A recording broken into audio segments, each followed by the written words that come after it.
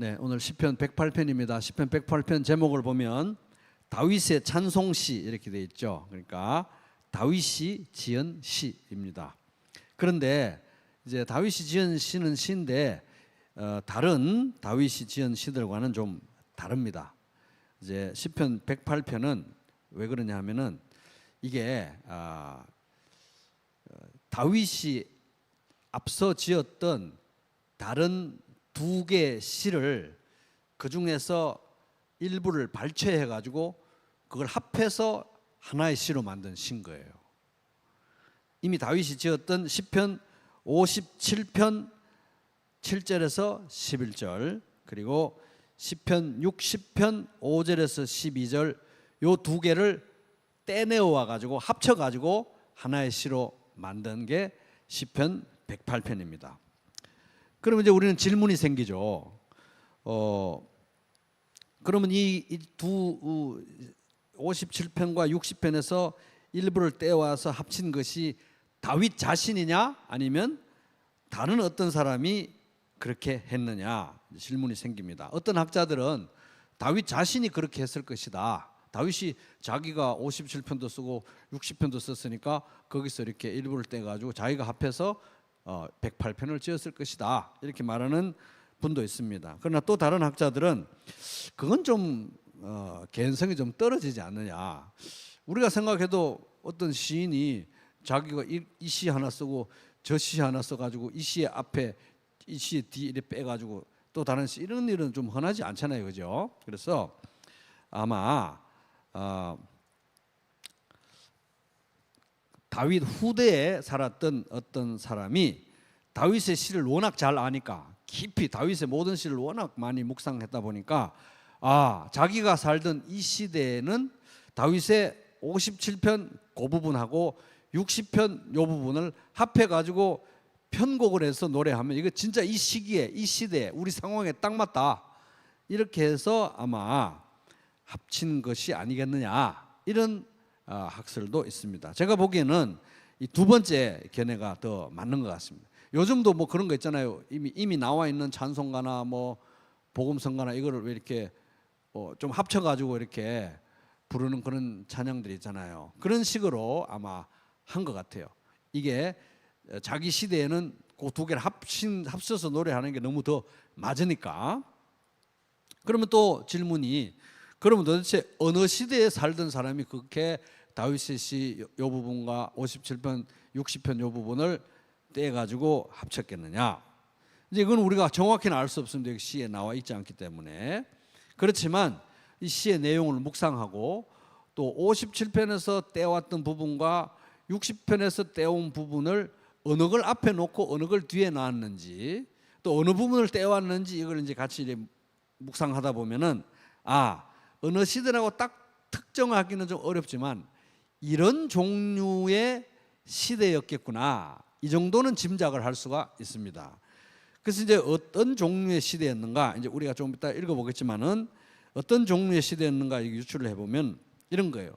하나님의 약속이 성취가 되었습니다. 어떤 중요한 사건에 대해서 그 약속이 성취가 되어서 너무 감사하기는 한데 그런데 여전히 현실을 보면 너무 척박해요. 약속이 성취된 건 맞는데 현실이 너무 힘들어. 그래서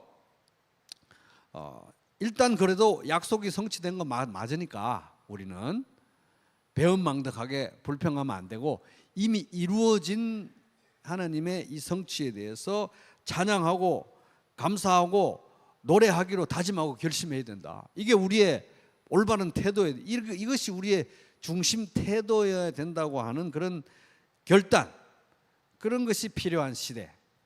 그러나 그럼에도 불구하고 하나님의 약속이 완전히 다 성취되었다, 완성되었다고는 절대 볼 수 없어서 하나님 이거 가지고는 안 됩니다. 하나님 이 약속을 다 끝까지 이루어 주십시오, 끝까지 성취해 주십시오 이렇게 우리가 기도하고 간구하되 그러나 이미 이루어진 약속의 성취가 있으니까 감사하면서 우리가 패배주의자적인 태도가 아니라 승리의 태도, 하나님은 반드시 그렇게 하실 거라는 승리와 확신에 차서 우리가 믿음을 가지고 부르짖어야 된다. 이런 어떤 두 가지가 다 필요한 종류의 시대였을 것이다. 시의 내용을 바라보면 이제 그렇게 이제 생각을 해놓고 보면은 이제 우리가 확실히 뭐 100% 장담을 할 수 없지만 아마도 이것은 바벨론 포로에서 돌아온 시대가 아니었겠는가. 왜냐하면 그 시대에 이 상황이 이제 방금 이 내용이 들어맞거든요. 그래서 거기로 보면 이제 거의 맞아 들어갈 것 같다. 그래서 장담은 할 수 없지만 그런 것 같다. 그러면 이제 우리가 볼 수 있는 게 그래도 여전히 다윗이 원저자인 건 맞으니까 이 제목은 다윗의 시라고 이름을 붙이고 그다음에 그 다윗의 정신을 가지고 이 후대 사람들이 이걸 이제 편집을 해서 노래를 하니까 이제 다윗의 시라고 제목을 붙였으나 아마 실제로 이것을 편집을 해서 편곡을 해서 노래한 사람들은 포로 귀환 후 세대들이 아니겠느냐 이제 이렇게 봅니다. 그 정도로 보고 이제 시편 108편 전체 구성을 보면은 1절에서 5절 이제 좀 이따 다 나옵니다. 1절에서 5절까지는 시편 57편 7절에서 11절에서 떼 가지고 온 거예요. 그리고 그 나머지 부분은 이제 시편 60편 5절에서 12절을 떼 가지고 온 겁니다. 조금씩 이제 보겠습니다. 여기 손을 놓고 일단 시편 57편이 도대체 뭔지 잠깐 이제 봐야 되니까 제목부터 봐야 되니까 여기 손을 놓고 108편에 손을 놓고 시편 57편 가봅니다. 57편 가보면은 구약 성경 842쪽에 보면은 이제 제목이 나오죠. 다윗의 믹담 인도자를 따라 알다스헷에 맞춘 노래 다윗이 사울을 피하여 굴에 있던 때에 이렇게 돼 있죠. 그래서 믹담은 비석에 새긴다는 겁니다. 비석에. 그러니까 비석에 새겨 놓고 두고 읽고 또 읽고 와신 상담하는 것처럼 절대 잊지 말아야 되겠다. 이런 내용입니다. 인도자를 따라 찬송으로 부를 가사라는 거예요. 시는 시인데 알타스헷 이거는 부수지 마소서 영혼이 뭐 부서질 것 같은 그런 심정 그런 마음 상태일 수밖에 없는 그런 힘든 상황에서 지은 시라고 이제 볼 수 있죠. 그도 그럴 것이 그 제목 끝머리에 보면은 다윗이 사울을 피하여 굴에 있던 때 다윗의 인생에서 제일 굴같이 어두컴컴하고 괴롭고 비참하고 서럽고 억울한 때에 이제 지은 시입니다. 그래서 굴에서 지은 시다 이게 굴에서. 그러니까 우리도 인생 살면서 여러분 동굴에 갇힌 것 같은 그런 때가 많죠. 동굴에 갇힌 것 같이 답답한 때가 많습니다.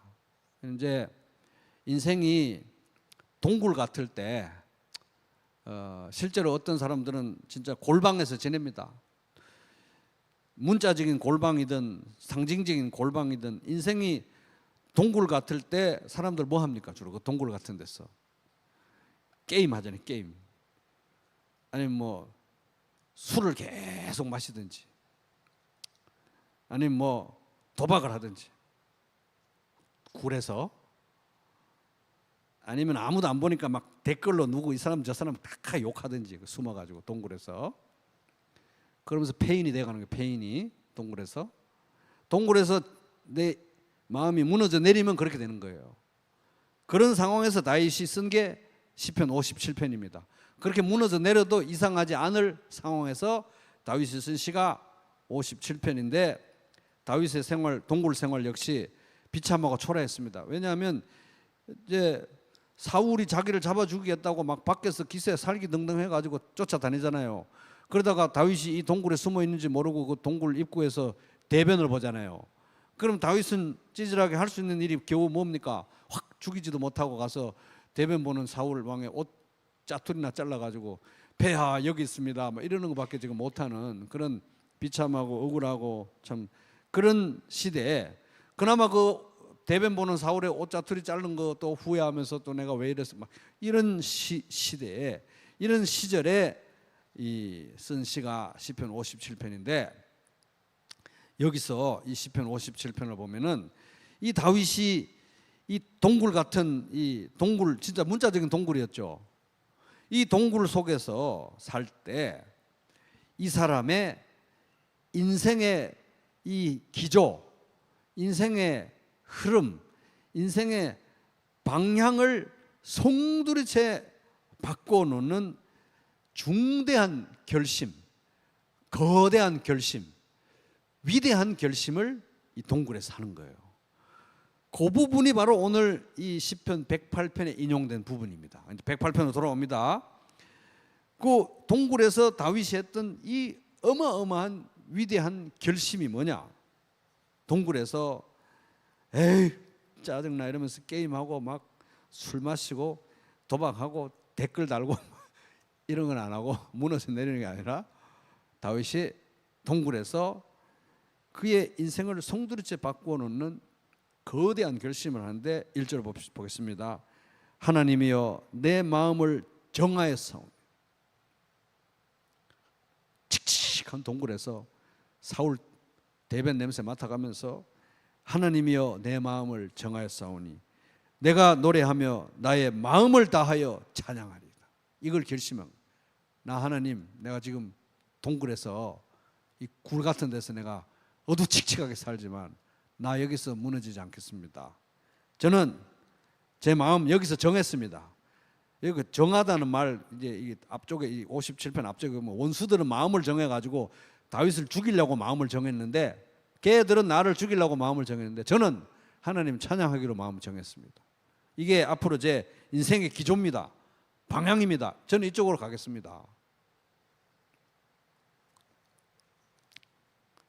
동굴에서 마음을 정한 것입니다. 다윗은 이 동굴의 어둠과 불확실성에 함몰당하기를 거부하고 저항하면서 성령님의 도움으로 마음을 정한 거예요. 저 주님 찬양하면서 살 겁니다. 그러니까 시편을 그렇게 많이 쓴 거예요. 이 사람이 하나님을 바라보기로 작정하고 심지어 동굴에서도 나는 하나님의 영광과 하나님의 통치에 참여하겠습니다. 거기에 일부가 되겠습니다.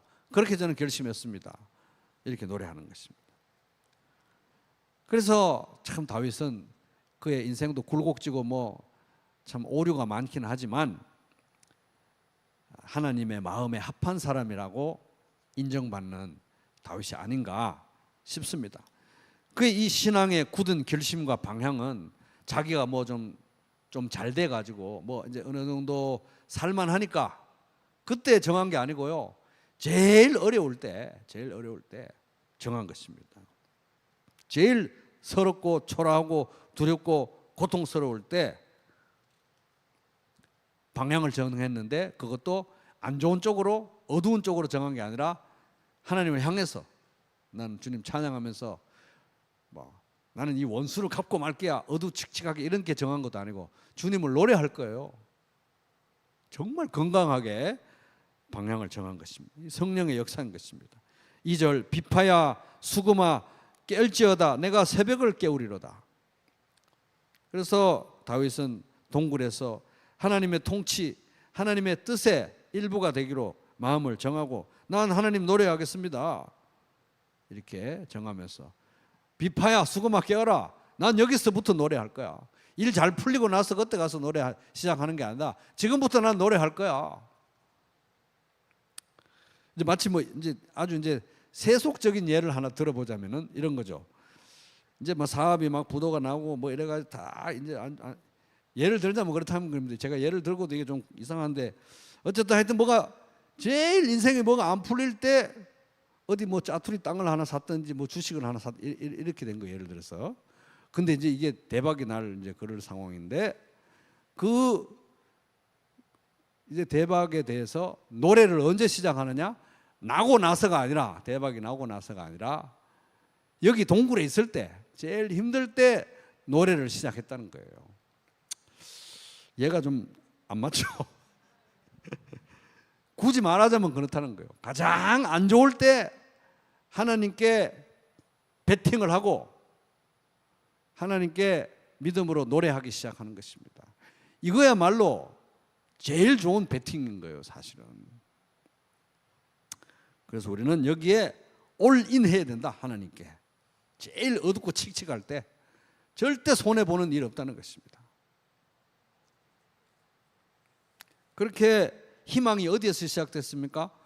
이 사울의 대변 냄새 나는 동굴에서 희망이 시작된 거예요, 이미. 그러면서 찬양을 부르면서 그 어둠을 걷어내고 새벽을 열기 시작했던 것입니다. 3절, 여호와여 내가 만민 중에서, 이제 한 걸음 더 나가요, 다윗이. 기껏 동굴에서 기도하고 있는 주제에, 동굴에서 기도하고 있는 주제에 3절은 너무 나가는 것 같이 나갑니다. 보세요. 여호와여 내가 만민 중에서, 자기 나라는 아직도 조그맣고 지금 뭐 아니 자기는 왕도 되지도 못했는데, 여호와여 내가 만민 중에서, 왜? 나는 지금 이 작은 나라의 왕도 되지 못하고 동굴에 있지만 내가 섬기는 하나님은 온 세계의 통치자이기 때문에 나는 장차 만민 중에서 주님께 감사하고 뭇 나라 중에서 주를 찬양하오리니. 동굴에서 큰 하나님을 본 거예요. 만민 중에서 주님을 찬양하겠습니다. 다윗은 동굴에 있었지만 하나님이, 여호와 하나님이 모든 민족, 온 세계의, 온 우주의 하나님인 것을 알고 있었습니다. 동굴에서 기도하는 주제에 그랬다는 거예요. 그래서 최고의 하나님, 최고의 하나님께 최고의 예배를 드리는 일은 동굴에서도 가능하다 하는 것입니다. 옆 사람한테 따뜻하면서도 더우니까 시원한 그런 눈초리로 동굴에서도 가능합니다. 한마디 한번 해보겠습니다. 동굴에서도. 최고의 하나님께 최고의 예배를 드리는 건 동굴에서도 가능. 지금 이제 우리가 뭐 동굴 속에 있는 것 같은 상황일 수도 있어요. 그러나 동굴에서도 가능한 게 예수님께서 우리에게 기도를 가르쳐 주셨지 않습니까? 어떤 상황에서든지 이렇게 기도하라. 하늘에 계신 우리 아버지. 동굴에서도 하늘에 계신 온 우주를 통치하는 하나님을 아버지라고 불러라는 거예요. 우리 아버지라고. 하늘에 계신 우리 아버지. 이름이 거룩히 여김을 받아요. 동굴에서도 하나님의 영광을 위해서 기도해라. 동굴에서도 주여 제가 주의 영광을 위해 살게 해주세요. 나라가 임하시며, 동굴에서 있는 주제지만 하나님 나라, 큰 나라를 품고 기도하라는 것입니다. 그래서 우리 성도님들은 이렇게 수요일 날 피곤하시지만 나오시고, 또 주로 연세 드신 성도님들이 수요일 날 좀 많이 나오시지만, 이렇게 몸은 육신의 이 기동성은 제가 처음 왔을 10년 전보다 많이 떨어지셨죠. 그러나 이 연약한 육신과 동굴 같은 상황에서도 큰 하나님 나라를 품고 부평교회를 위해서, 부평교회를 통해서 하나님께서 이루실 큰 일들을 생각하면서 기도할 때 동굴에서도 다윗처럼 그렇게 하나님께서 역사하실 수 있다. 동굴에서도 하나님 앞에서 쓰임 받을 수 있다. 여러분 꼭 믿으시기 바랍니다. 뜻이 하늘에서 이룬 것 같이 동굴에서도 우리 기도하는 거예요. 땅에서도 이루어지게 해달라고, 동굴 같은 내 인생에도 주의 뜻이 이루어지게 해달라고 우리가 기도하라는 것입니다. 왜냐하면 4절, 왜냐하면이 생략됐습니다. 왜냐하면 왜 동굴에서도 우리가 그렇게 할 수 있는 이유가 뭔가? 주의 인자하심, 헤세드, 변하지 않는 사랑, 한결같은 사랑, 약속을 지키는 사랑, 헤세드와 그 헤세드가 하늘보다 높고, 주의 진실, 이거 진실은 에메트, 하나님의 신실함, 하나님의 헤세드와 하나님의 신실함은 궁창에까지 이른다. 말도 못하게 크다. 측량이 불가능할 정도로 압도적인 것이 하나님의 헤세드와 신실하심이기 때문에 나는 동굴에서도 다윗처럼 노래하고 기도할 수 있다 하는 것입니다. 그러니까 나를 향한 하나님의 헤세드, 인자하심과 신실함을 막을 수 있는 것은 아무것도 없다. 심지어 사울이 입구에서 대변을 놓고 있는 이 동굴에서도 아무도 못 말린다. 이거를 노래하고 있는 것입니다. 그래서 다윗은 이제 여기 마음을 정하고 정했다, 확정했다. 이게 이제 쿤, 견고하게 한다고 하는 히브리 단어인데, 이게 이제 그는 하나님이 왕위를 쿤, 자기의 왕위를, 나라와 왕위를 쿤, 견고하게 하시기 전에, 그거 다 견고하게 해놓고 나서 노래한 게 아니라 그거 견고하기 훨씬 전에 동굴에 있을 때 마음을 딱 견고하게 했다는 것입니다.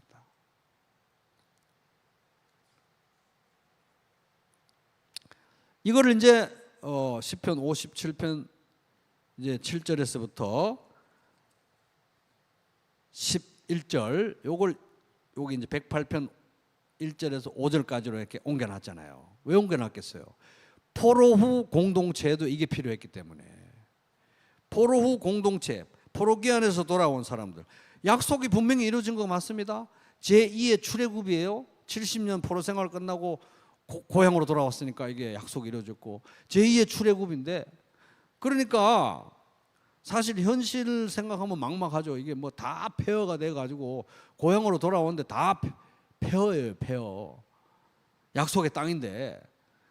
그렇지만 분명히 제2의 출애굽이고 약속이 이루어진 건 맞으니, 우리가 이 동굴 같은 이 시기에 우리 조상 다윗도 그 동굴에서 그렇게 노래했듯이, 이제 이 시를 지은 사람은 다윗의 시를 많이 읽어봤겠죠.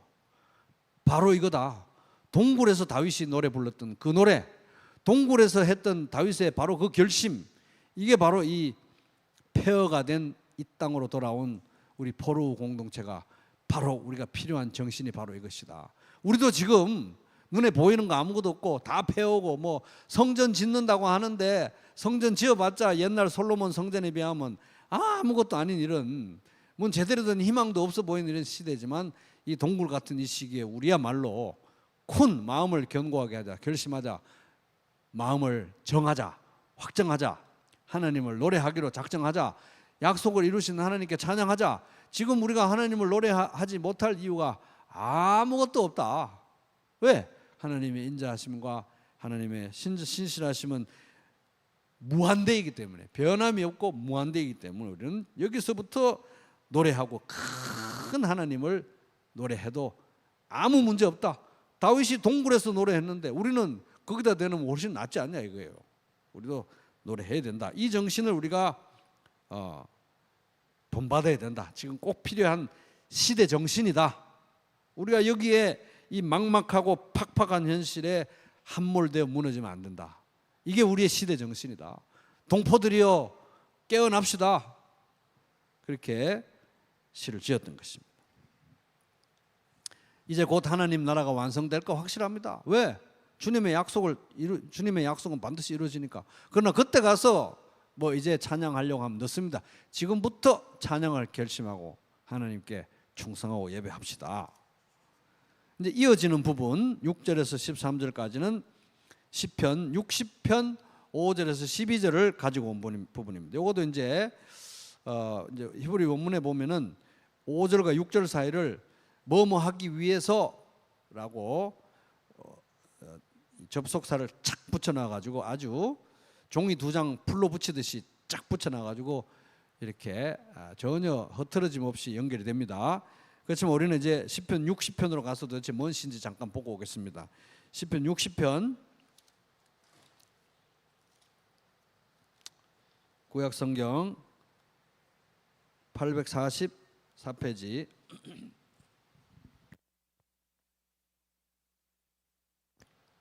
제목 보면은 다윗이 교훈하기 위하여 지은 믹담, 인도자를 따라 수산 에돛에 맞춘 노래, 하나님이 아람 나하라임과 아람 소바와 싸우는 중에 요압이 돌아와 에돔을 소금 골짜기에서 쳐서 12,000명을 죽인대. 이건 믹담, 바위에 새긴다, 비석에 새긴다. 교훈을 위해서 이건 새겨놓고 마음에 또 새기고 또 새기고 또 새겨야 될 중요한 내용이라는 겁니다. 인도자를 따라 찬송부를 가사로 쓴 시다. 수산 에돛, 요거는 이제 언약의 백합화. 수산 에돛, 에돛이 이제 언약, 수산 요게 이제 백합. 그래서 언약의 백합화, 하나님의 언약을, 이 달콤한 언약을, 변하지 않는 언약을 상기시킬 법한 수산 백합화 같은 곡조로 이 노래를 불러라, 이제 이런 의미입니다. 근데 이제 거기 제목에 길게 설명된 내용을 보면은 다윗이 이 시를 지을 때 상황을 우리가 알 수 있습니다. 어떤 상황이냐 하면은 이때는 다윗의 통치 기간 중에 제일 잘 나갈 때요. 내가 제일 잘 나가 할 때입니다. 그래가지고 막 이 왕권이 확립되고 나라가 안정되고 뿐만 아니라 주변 나라를 막 정복하는데 막 강력한 힘을 발휘할 때였습니다. 가장 잘 나갈 때. 그래가지고 가는 곳곳마다 승리하고 막 이제 땅을 차지하고 영토가 확장되고 이제 그랬지만 이제 어디나 이제 창업도 어렵지만 수성도 어렵다 그러잖아요. 이게 이제 창업이 끝나고 안정되고 막 이렇게 확장되면 어디나 그렇듯이 기업도 그렇고 나라도 그렇고 어디도 그렇듯이 막 확장될 때 그때 이미 이 나라 전체를 무너뜨릴 법한 위험 요소가 각 곳곳에 이렇게 씨앗처럼 심어지는 시기가 또 이때입니다. 확장될 때가 그런 이제 경우가 있어요. 그런 상황이었던 거예요. 그건 뭐냐면 이제 영토가 막 확장이 되니까 다스리고 통제해야 될 영역이 더 넓어지는 거잖아요. 그러니까 위험 요소가 더 많아지는 거예요, 사실은. 얇게 펴지는 거니까. 그래서 군사력이 넓게 더 얇게 펴져야 되기 때문에 항상 어딘가 정복을 하고 가면 제일 위험한 곳이 어디겠습니까? 후방이 제일 위험해요. 그래서 막 나라가 겉에서 보면 막 커지는 것 같고 막 강력한 나라가 되는 것 같은데 사실은 후방에서 어떻게 잘못 하나 딱 공격을 먹으면 그냥 사상 누각으로 한꺼번에 무너져 내릴 수도 있는 그런 시기였는데 아니나 다를까 이 여기 보면 뭐 아람 나하라임 아람 소바 북방을 이제 공격을 해서 북쪽 세력을 정복하고 막 땅을 차지하고 있을 때 후방에서 에돔이 침략을 해버린 거예요. 에돔이. 설마 뭔가 불길한 예감이 있었겠죠. 뭐가 잘 나가지만 설마 이랬는데 진짜 설마가 진짜 된 거예요. 그래서 에돔이 침략을 해가지고 1차 방어전을 치렀는데 심각하게 패배를 했어요. 그러니까 뭐 다윗은 얼마나 놀랐겠습니까? 야, 이게 뭐 한 방에 날아가는 이렇게 하나님이 약속을 지켜가지고 나라가 든든해지고 막 군사적으로 팽창되고 이러는데 이 에돔 가짜는 에돔한테 공격당해가지고 무너지려고 지금까지 이 고생을 했고 하나님은 은혜를 베푸셨나? 너무 허망하면서도 너무 섬찟해요. 진짜 식은땀이 쫙 나도록 이제 섬찟한 상황이었는데 마침 요압이 다시 이제 가서 그들을 정벌하고 이제 정리한 이제 그런 상황에서 여기 보면 요압이 돌아와서 에돔을 소금 골짜기에서 쳐서 12,000명을 죽이고 평정했을 때에 내가 얼마나 간담이 선을 했는지 그리고 사람이 세워놓은 이 나라와 사람이 갖춘 군사력과 조직과 뭐 인적 구성 이거는 아무것도 아니구나. 한 방이면 날아가는구나. 이거를 너무 섬찟하게 경험하고 나서 그 간담이 선을 했던 그런 내용과 또 하나님에 대한 감사와 또 앞으로의 기도를 올린 내용이 시편 60편이다 하는 거예요. 그래서 이제 다시 이게 내용이 너무 중요하네.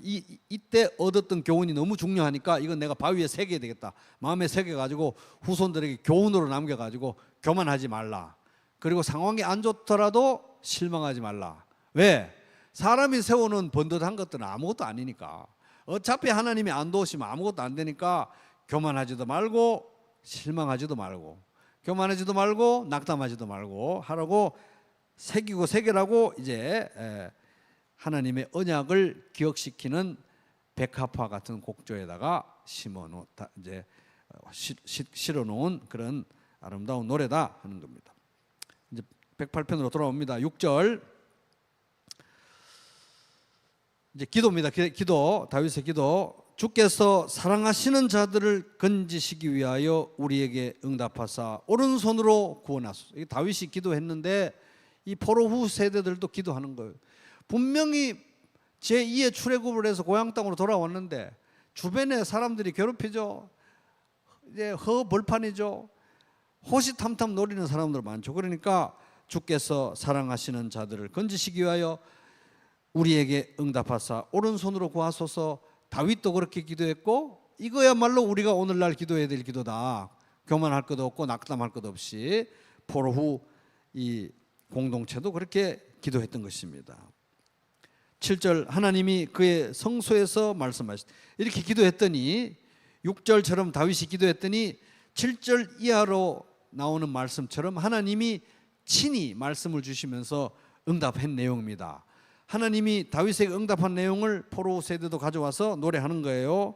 하나님이 응답한 내용입니다. 7절 큰 소리로 같이 한번 읽어보겠습니다. 시작. 하나님이 그의 성소에서 말씀하시되 내가 기뻐하리라. 내가 세겜을 나누며 숫꽃 골짜기를 청량하리라. 여기서 하나님의 대답은, 하나님의 이 응답은, 다윗은 너무 놀라가지고 간담이 서늘해가 이제 완전히 심장이 쪼그라들어 있는데, 하나님은 큰 소리로 기뻐하면서 웃으면서, 걱정 마 다윗, 내가 모든 약속을 다 이룰 거야. 넌 나만 바라봐. 걱정하지 마. 이러면서 미리 앞으로 이루어질 약속의 성취를 미리 내다보시면서 기뻐하면서 이렇게 말씀하시는 거예요. 여기 세겜은 요단 서편, 숫꽃은 요단 동편, 세겜과 숫꽃, 이스라엘 전체를 아우르는 표현입니다. 그래서 세겜을 나누고 숫꽃을 청량한다. 이 모든 땅에 대한 통치권은 나에게 있다. 걱정하지 마라. 걱정하지 마라. 8절, 길르앗은 내 것이요. 길르앗은 요단 동편 두 지파 반에게 줬던 그 땅. 길르앗은 내 것이요. 므낫세도 내 것이며 에브라임은 내 머리에 투구요. 자, 므낫세와 에브라임은 북왕국, 그 다음에 유다는 나의 규이며 남왕국이죠. 그래서 길르앗도 내 것이고 므낫세도 내 것이고 에브라임도 내 것인데, 에브라임은 내 머리에 투구쯤 된다 이거예요. 유다는, 남왕국은 나의 규, 통치 지팡이다. 지금은 하나님이 자기를 이제 의인법으로 의인화해서 용사처럼, 장군처럼 묘사를 합니다. 그래서 북왕국은 그의 머리에 투구, 남왕국은 통치 지팡이, 각각 다 쓸모가 있어서 내가 통치하고 내가 다스리는 나의 백성이다. 소중한 자녀들이다. 백성들이다 하는 것입니다. 그에 비해서 네가 그렇게 다윗, 너가 깜짝 놀랐는데 에돔의 침략 때문에 깜짝 놀랐고 사람들로 이루어진 그 나라가 에돔의 침략 때문에 한꺼번에 다 무너질 뻔했던 그 에돔, 어떤 에돔인지 그 에돔이 뭔지 내가 보여줄게. 하나님이 직접 이렇게 시적인 표현으로 말씀하시는 거예요. 9절, 모압, 에돔, 암몬 뭐가 다 에덴 그 요단 동쪽에 있는 거 나라들이잖아요. 모압은 내 목욕통쯤 된다는 거예요. 모압이 뭐 그렇게 위협이 되는 것도 아니고 나한테는, 하나님에게는 목욕통이다. 발 씻는 세숫대야 정도 된다. 그리고 에돔은 뭐냐? 에돔은 내 신발을 벗어 던지면, 에돔은 내 신발장 정도 된다. 그리고 블레셋은 뭐냐? 블레셋 위에서 내가 외치리라. 블레셋을 무찌르고 나는 성전가를 부르고야 말 것이다. 그래서 8절, 9절, 7절, 8절, 9절을 통해서 하나님께서 말씀하시는 내용은 뭡니까? 이 모든 땅에 대한 소유권은 나에게 있고 그 땅을 북왕국, 남왕국, 어디 이렇게 나눠줄 수 있는, 그 땅을 분배할 수 있는 권한도 나에게 있고, 특별히 그 중에서 북왕국, 남왕국, 에브라임, 므낫세, 유다, 이스라엘은 특별히 하나님의 백성된 사람들로 내가 지키는 백성들이다. 그리고 다윗, 너 깜짝 놀란 그 에돔이라는 대상은 어떤 대상이냐? 신발장이다. 아무것도 아니다. 이거를 하나님이 굉장히 여기 보면 친절한 모습으로 자신을 의인화하면서 노래하고 계신데, 응답으로 노래하고 계신데, 괜찮아. 애가 막, 자녀가 놀랬는데 너무너무 놀래가지고 막 벌벌 떨고 울고 있으면 좀 이렇게 부모로서는 그렇게 하면 안 돼. 제일 안 되는 반응이 부모도 같이 더 놀래가지고 애하고 막 같이 놀래가지고 덜덜덜 떨면서 이렇게 하면 부모가 그러면 안 되죠. 애가 막 놀래가 덜덜 떨면 전혀 개의치 않다는 듯이 턱 애를 잡으면서 허허허 괜찮아 아빠가 잡았잖아 이렇게 하는 것처럼 하나님도 지금 기뻐하면서 큰 소리 치시면서 걔들 그 신발장이야 이러면서 노래를 부르는 것입니다. 하나님 다윗은 두렵고 걱정돼서 이미 지나간 일인데도 가슴을 쓸어내면서 기도하는데 하나님은 주권을 통치와 주권을 드러내시면서 7절 내가 기뻐하리라. 뭘 바라보고 이런 모든 일에도 불구하고 내가 약속을 이룰 것이며 하나님 나라를 완성할 것이다. 그때를 내가 시간과 공간을 초월해서 보고 있기 때문에 나는 지금도 웃으면서 내가 노래할 수 있다. 나를 바라보고 안심해라. 이 말씀인 것입니다. 하나님이 무엇을 바라보고 그렇게 기쁩니까? 이스라엘에게 기업으로 약속하신 땅을 나눠주고 하나님의 특별한 소유로서 그들을 각각 북왕국, 남왕국이면 남왕국 불러주신 목적과 뜻을 반드시 이루어야 말 것이기 때문에 그것을 바라보고 나는 웃는다. 그러니 나를 바라봐라 하는 것입니다.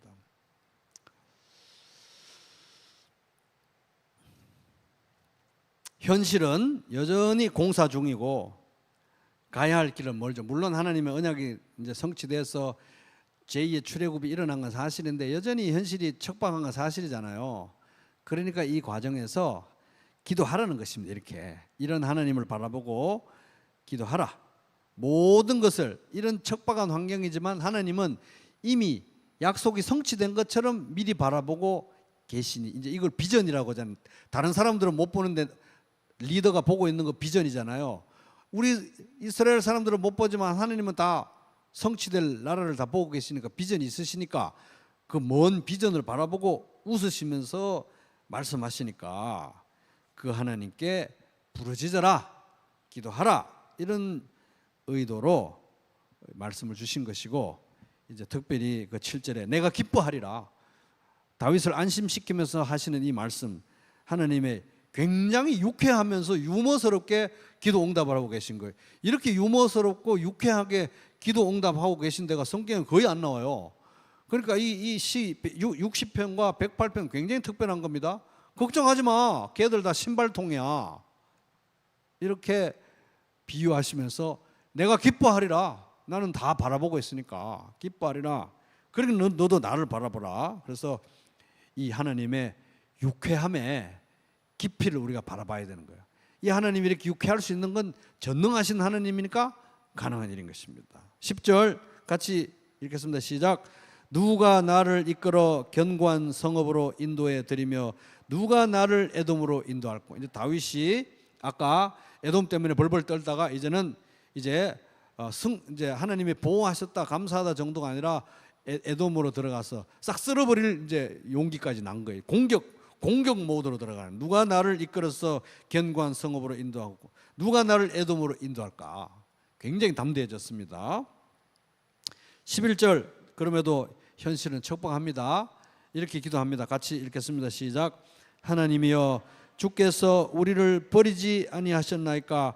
하나님이여 주께서 우리의 군대들과 함께 나아가지 아니하시나이까? 세 번을 읽으면 좀 더 의감이 살아납니다. 아 하나님 우리를 정말로 내버리신 것입니까? 아 하나님 주님께서 우리 군대와 함께 나아가지 않으시렵니까? 그래서 다윗이 인생의 최고의 정점 나라가 제일 강했을 때도 한 방에 무너질 수 있다는 걸 보면서 이렇게 부르짖으면서 기도했잖아요. 이 포로 후 시대도 이 세대들도 공동체도 이제 바벨론에서 돌아와서 하나님의 기도의 응답을 체험하고 우리가 노래하고 기뻐하고 하나님 찬양해야 되지만 여전히 현실은 척박하고 두려운 일 투성이기 때문에 이렇게 탄원을 올리면서 부르짖으면서 기도하라. 이것이 우리의 시대 정신이다. 우리도 기도합시다. 그러니까 이게 굉장히 신앙의 밸런스가 필요한 거예요. 하나님을 엄청나게 찬양하면서 엄청나게 또 부르짖어야 되는 거예요. 이게 그래서 왜냐하면 이게 양면이 다 있기 때문에 그래서 하나님이 신실하고 약속을 성취하시는 것도 사실이고 현실이 척박한 것도 사실이기 때문에 다윗처럼 찬양을 결심하고 동시에 다윗처럼 부르짖는다 하는 것입니다. 현실의 고통에 대한 구체적인 기도입니다. 12절 우리를 도와 대적을 치게 하소서. 사람의 구원은 헛됨이니이다. 그래서 12절 여기서 이제 볼 수 있는 건 이 포로후 공동체가 우리야말로 이게 필요하다. 다윗도 그 인생의 정점, 왕국의 정점에서 이 정도 나라를 세워가지고 이 정도 체계를 갖추고 이 정도 군사력과 이 정도 모든 것들을 갖춰 놓으면 이제 안전할 때도 됐겠지 했는데 에돔 이 사건을 경험하면서 사람의 어떤 것들은 아무것도 아니구나, 한 방에 훅 가는구나 라고 하면서 우리를 도와 우리 대적을 치게 하소서. 사람의 구원은 헛됨이니다. 다윗이 정신 바짝 차린 거예요. 아, 이 사람의 인간적인 어떤 것들은 아무리 쌓아놔도 한 방에 가는구나. 역시 하나님만이 하나님의 약속을 이루시고 하나님만이 하나님의 나라를 이루신다. 우리가 하는 게 아니다. 그래서 우리가 매일 나라가 임하시오며 이렇게 기도하는 것입니다. 왜? 하나님만이 하나님 나라를 이루시기 때문에. 그래서 다윗이 정신 번쩍 차렸는데 이게 우리도 본받아야 될 우리 시대 정신이라는 거예요. 포로후 공동체가. 우리도 교만할 것도 없고 바벨론에서 돌아왔다고 교만할 것도 없고 바벨론에서 돌아왔는데 현실이 이렇게 척박하다고 낙심할 거 하나도 없다. 왜? 어차피 하나님 나라는 하나님만 이루실 수 있다. 그렇다면 우리는 희망이 있는가 없는가? 있습니까 없습니까? 희망이 있다는 거예요. 왜? 잘 갖춰진 짜임새에 있는 모든 조직을 갖춘 거대한 나라들에게 희망이 있는 게 아니라 사람의 구원은 헛된 것이기 때문에 다윗이 그렇게 섬찟하게 경험했듯이 이것이 진리이기 때문에 우리에게도 희망이 있다. 왜? 하나님이 구원하시면 하나님이 싸우시면 우리는 이길 것이기 때문에 그렇습니다. 그래서 13절 같이 읽겠습니다. 시작. 우리가 하나님을 의지하고 용감히 행하리니 그는 우리의 대적들을 밟으실 자이십니다. 다윗이 그때 완전히 정신 차리고 배운 거잖아요. 아, 하나님 의지해야 되겠다. 내가 훌륭한 장군이라서 이렇게 땅을 정복하고 나라도 이게 아니구나. 하나님이 나가서 싸우니까 된 거구나. 이렇게 정신 차렸듯이 이 포로우 공동체도 이 시를 노래하면서 우리도 지금 이렇게 기도해야 된다. 우리도 낙심할 것도 없고 교만할 필요도 없다. 하나님이 싸우시면 우리 이길 수 있다. 우리에게도 희망이 있다 하는 것입니다. 그래서 다윗도 자기 자신의 능력을 의지한다면 다 무너져는 내릴 것인데 이때 정신 바짝 차리고 아, 하나님만 의지해야 되는구나. 하나님 나라는 하나님만 이룰 수 있는 것이고 승리는 오직 하나님께만 있는 것이구나. 우리는 그 승리에 참여할 뿐이고 우리는 하나님께서 하나님 나라를 이루시는 그 일에 참여할 뿐이니까. 그래서 매일 우리는 나라가 임하시오며 하나님 나라를 이 땅에 완성시켜 주십시오. 우리도 거기에 동참하게 해 주십시오. 기도 가운데 우리를 써 주시고 동참하게 해 주십시오. 그래서 우리도 이 척박한 시대에 살아가는 이 우리 성도들, 오늘날 우리 성도들에게도 굉장히 시사점이 있는 시라고 봅니다. 우리도 포로후 공동체처럼 우리도 대한민국에 막 큰 외형적인 부흥의 시대가 다 갔다 막 이러는 시대잖아요. 이제 그때처럼 7, 80년대처럼 막 그렇게 큰 부흥의 시대가 대한민국에 다시 올 수 있을까? 성전을 제2 성전, 재건 성전 지어봐야 옛날 솔로몬 성전처럼 될 수 있을까? 이런 시대의 영적 시대에 우리가 살고 있는데 이제 이 시편 57편, 60편 또 이 시를 인용하면서 이제 다윗의 사상과 다윗의 정신을 이제 배워서 바로 이 시대, 이렇게 영적으로 암울한 이 시대에 우리는 결심을 해야 된다. 뭘 결심해야 됩니까? 무너져 내리지 않기로, 함몰되지 않기로, 하나님을 찬양하기로, 마치 모든 것이 이루어진 것처럼 하나님을 노래하기로 결심을 하고, 그러나 우리가 발을 땅에 딛고 살아야 되기 때문에 현실은 여전히 척박하니까 그럼 우리는 어떻게 할 것이냐? 다윗처럼 필사적으로 부르짖고 기도해야 된다. 왜? 구원도 하나님께, 승리도 하나님께 있기 때문에. 그렇다면 우리는 우리에게 희망이 있는가? 희망이 있다 하는 것입니다. 왜?